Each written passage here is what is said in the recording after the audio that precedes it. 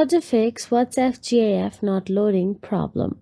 So let's get started with the tutorial. If GIFs are not loading, not playing, or not showing up in WhatsApp, then first of all check your internet connection. GIFs need a stable connection to load. Try opening YouTube or Safari to confirm internet speed. If slow, switch between Wi-Fi and mobile data. You can also reset your network if needed. After that, all you have to do is restart your WhatsApp.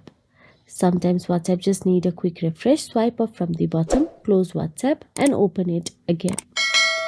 After that, go back and look for the App Store, and all you have to do is tap on it. Then tap on the search address bar and search for the WhatsApp.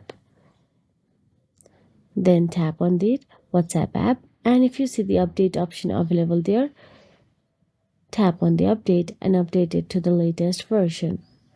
But if the issue persists, then simply delete the WhatsApp app and reinstall the WhatsApp.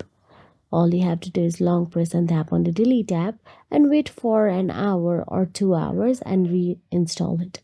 And that will be. If you found this video helpful, please like, share and subscribe, and thank you so much for watching.